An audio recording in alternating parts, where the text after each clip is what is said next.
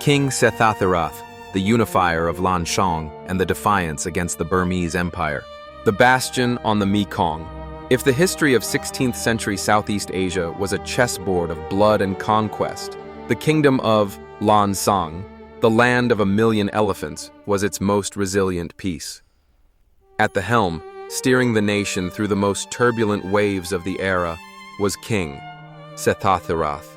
His life was not merely a reign, it was an epic of courage, strategic genius, and a tragic destiny. Born into royalty and burdened by the weight of 2 crowns, he was the architect who moved a capital, the warrior who turned the jungles into a weapon, and the visionary who built the spiritual soul of Laos. Chapter 1. The Prince of 2 Thrones and the Fatal Choice. Born in 1534, Setthathirath was destined for greatness. He was the product of a powerful political union. His father was the king of Lan Xang, Setthathirath, and his mother was a princess of the kingdom of Lana, the wealthy northern lands of Chiang Mai. This lineage gave him a rare claim in history, the right to rule 2 mighty kingdoms. In 1546, at the tender age of 12, he ascended the throne of Lana, effectively uniting the north. However, the dream of a unified empire was cut short. In 1548, his father passed away, and Lan Xang erupted into a succession crisis. Standing at a crossroads, Setthathirath made a painful choice. He abdicated the wealthy throne of Lana to return home and save Lan Xang from civil war. His departure left a power vacuum in Lana, which soon fell under the influence of the Burmese. This loss would haunt him, but it also steeled his resolve to make Lan Xang an impregnable fortress. Chapter 2. The Great Migration and the Vision of Vientiane. Upon securing his rule, Setthathirath realized a critical strategic flaw. The ancient capital, Luang Prabang, was majestic but vulnerable. It lay too close to the northern frontier, dangerously exposed to the Burmese threat looming over, Lana. In 1560, he issued a decree that would change the map of Laos forever. The capital must move. He led a massive migration down the Mekong River to Vientiane. This was a masterstroke. Vientiane was centrally located, surrounded by fertile plains for agriculture, and provided a strategic depth that made invasion difficult. With him, he brought the sacred Pha the Emerald Buddha, enshrining it in the newly built Wat Phra. By doing so, he declared to the world that Vientiane was now the beating heart, both political and spiritual, of the kingdom. Chapter 3. The Bloodless Alliance and the Stupa of Oaths. The 16th century was dominated by the rise of the Toungoo dynasty, Burma, under King Bayinnaung, the conqueror of 10 directions. Facing an existential threat, Setthathirath put aside centuries of rivalry to forge an alliance with the kingdom of Ayutthaya, Siam. In 1560, he met with King Mahachakraphat of Ayutthaya.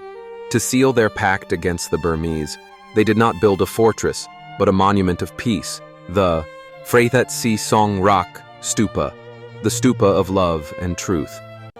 Located on the border, it stands as a testament to their oath. No blood shall be shed here.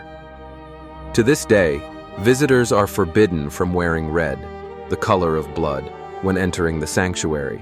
Chapter 4. The Phantom Army. Defeating an Empire. Despite the alliance, the war came.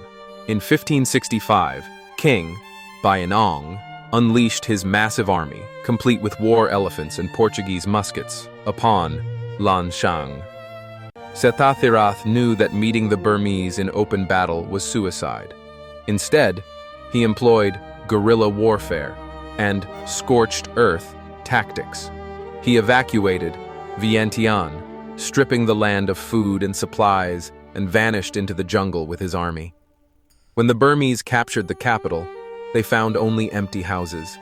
Starving, diseased, and constantly ambushed by Lao forces in the dense jungle, the invincible Burmese army began to crumble. History repeated itself in 1570. Bayinnaung, returned with a vengeance, but Setthathirath played the same deadly game. The Burmese king was forced to retreat in humiliation for a second time. Setthathirath had proven that superior numbers could be defeated by superior strategy and resilience. Chapter 5.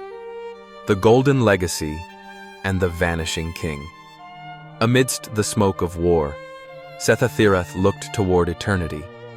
In 1566, he commissioned the construction of the Pha That Luang, the great sacred stupa.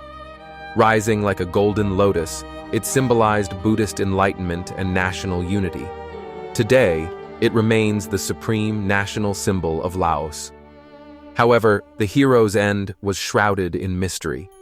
In 1571, at the prime age of 37, he led a campaign to the south, near the Ayutthaya region. He never returned. Some say he died in battle. Others whisper of assassination by rivals. His disappearance was a catastrophe.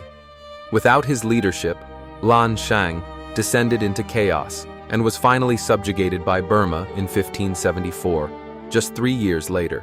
The immortal spirit of the Mekong. King Setthathirath was a shooting star across the dark sky of the 16th century. Brief, but brilliant. He gave Laos its capital, its most sacred monument, and a legacy of resistance. While other kingdoms knelt before the Burmese Empire, Lan Xang, under his rule, stood tall. His life reminds us that true strength lies not just in walls and weapons, but in the wisdom to adapt and the courage to endure. He remains, forever, the guardian spirit of the Mekong.